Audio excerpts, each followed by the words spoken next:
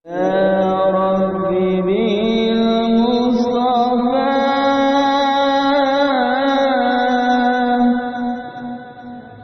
بلغ مقاصدنا.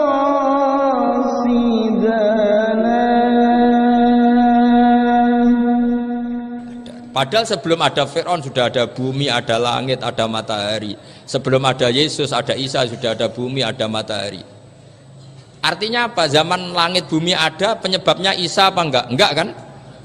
Karena dia ada setelah adanya langit dan bumi. Fir'aun juga gitu. Yesus juga gitu, semuanya begitu. Makanya Allah mengajari kita apa? Hal ata alal insani hinum minad dahri lam yakun syai'am madhkura. Katakan manusia itu siapa? Manusia adalah makhluk wujud yang dulu tidak ada. Sekarang banyak enggak orang yang sudah kaya sebelum Pak Jokowi jadi presiden, sebelum Pak SBY jadi presiden, sebelum Pak Karno jadi presiden? Banyak enggak yang sudah kaya sebelum? Banyak kan? Artinya yang mengkayakan itu presiden Pak Allah. Allah. Sekarang kamu miskin, kamu enggak bisa nyalahkan Pak Jokowi. Sebelum Pak Jokowi presiden kamu sudah miskin. Ya, artinya yang memiskinkan itu presiden apa takdir? Takdir. Makanya wa anna ila rabbikal muntaha wa annahu adhaka wa abka wa annahu amata wa ahya wa annahu khalaqaz zawjaini dzakara wal unsa. Jadi kita miskin ya karena kehendak Allah, kita kaya kan semua itu karena Allah. Tapi kita terjebak hukum modern. Nak presiden iki sejahtera, nak iki ora. Ya mungkin secara bahasa syariat mungkin ada benarnya, tapi kita-kita ini kan dilatih ilmu hakikat. Tak ulang malam 13 Dzulhijjah masuk ilmu cek syariat tok. Oh gak pinter-pinter banget cek gobloke kan gitu. Daftar wali kok ilmune ngono iku ora iso. Ini penting saya utarakan. Jadi saya ulang lagi.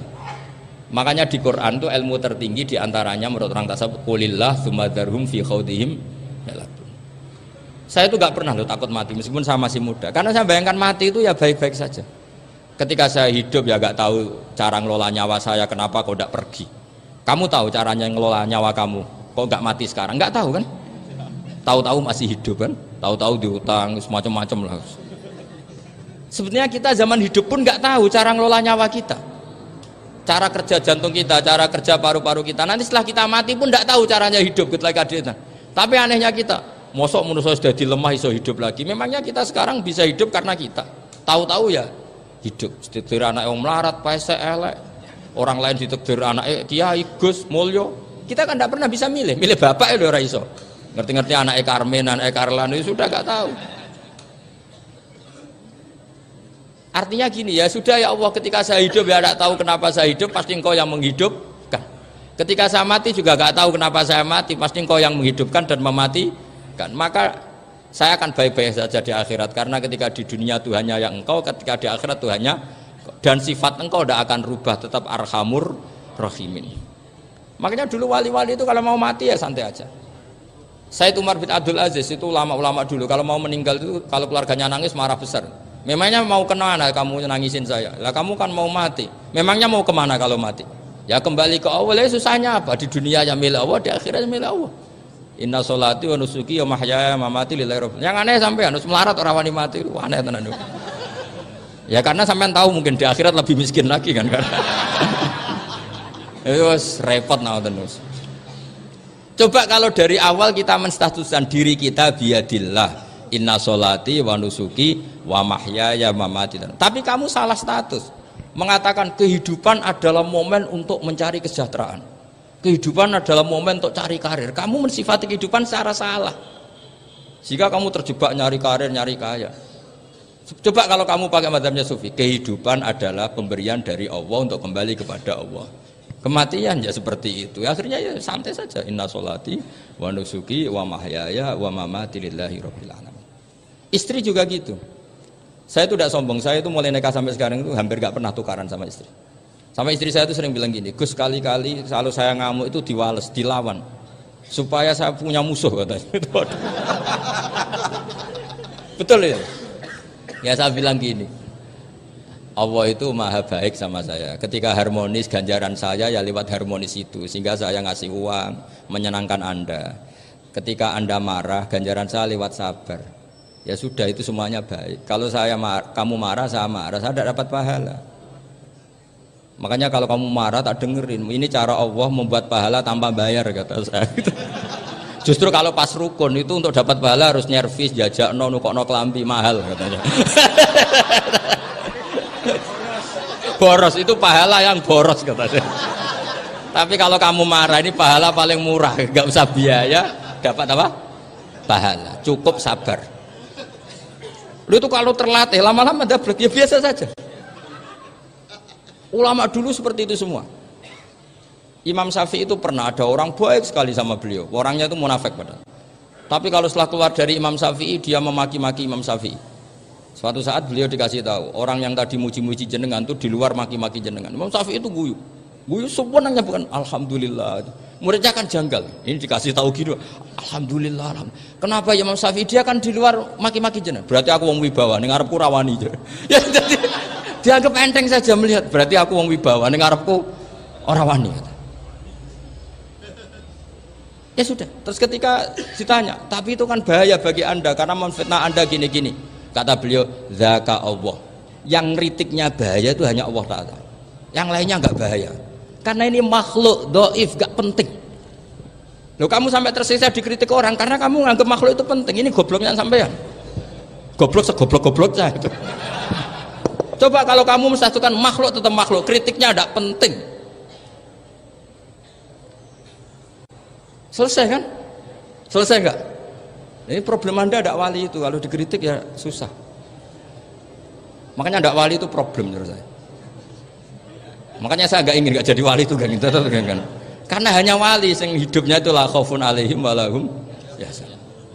Orang dulu tuh semudah itu hidup. Gampang sekali.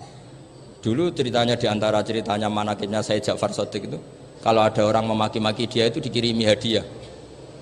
Kenapa ya? Karena kebaikan kamu telah kamu berikan kepada saya, ini hadiahnya. Sampai malu yang kritik itu. Kan kalau orang rasani itu kan kebaikannya dikasihkan sama yang dirasani. Lah kamu kan ngajinya seperti itu, tapi dirasani kok susah. Harusnya kan kasih aja, ditransferi saja. Alhamdulillah. Ya karena kita salah menamain tadi. Sing rasani pembenci, pembenci itu bahaya. Sehingga kamu mereaksi secara serius. Coba kalau kamu pakai hukumnya Allah dan Rasul, pembenci itu pemberi kebaikan, istri marah adalah pemberi kebaikan. Ada yang berani mulai meraktekan? Latih begitu terus, insya Allah nanti hidup kamu barokah. Itu disebut wa'allama adamal asma. Dan itu yang diajarkan Rasulullah. Rasulullah itu kalau ngajarkan hidup itu gampang sekali. Allahumma ja'alil hayata ziyadatan li fi kulli khairin wal mauta rohatan li min kulli syarrin. Jadi kalau kita hidup anggap saja peluang untuk nambah kebaikan. Kalau kita mati anggap saja akhir dari semua potensi kejahatan kita. Anda sekarang mungkin tidak zina tapi potensi zina. Anda sekarang tidak korupsi, potensi korupsi. Anda sekarang tidak selingkuh, tetap potensi selingkuh. Nah, anggap saja kalau mati berarti akhir dari segala potensi itu. Alhamdulillah. Makanya saya tuh nggak pernah takut mati. Karena saya misalnya setiap saat mati ya saya nanti akan bilang, ya Allah ini sudah mau mati berarti mau akhir dari segala potensi keburukan saya. Alhamdulillah. Makanya itu ulama-ulama dulu kalau ada preman mati, saya guys, tonggone ra gelem muni saya. Waduh preman kurang ajar. Saya guys, tonggone tetap ra gelem muni saya. Padahal kiai ini muni, saya guys pun mati pun mboten sakit macam-macam niki pasti. Karena dia dengan mati berarti rohatan mingguli syarrin, keburukannya tidak terulang lah. Lah keburukan nggak terulang lagi itu saya apa buruk? Saya. Makanya kiainya minta saya nggih niki tonggone cek menengai. Saya nggih menengai. Makanya suatu saat kalau ada gitu kamu harus bilang apa? Saya pun mboten jahat malih pun mati. Jadi kayak apa coba? Coba sekali-kali statuskan kalau al hayat adalah ziyadatan lana fi kulli khairin. Al maut adalah rohatan lana min kulli syarrin. Sehingga kita hidup ya happy, mati juga happy, gak masalah. Terus kayak misalnya mendingin, tapi anak bojoku piye? Memang selama hidup anak bojo bahagia. Ketoknya ya tambah musibah ya cok. Malah sombong lagi kamu, seakan-akan kamu Tuhan yang bisa mensejahterakan manusia. Wong isih urip bojomu wis ndonga muga-muga nang mati malah. Karena gak jelas. Ini penting, ini saya utarakan. Jadi ini saya cicil juz 1 wa 'allama Adamal asma. Makanya kata Rasulullah, ala ta'jabuna kaifa yasrifu wa annisat ma Quraisyin wa dhamma.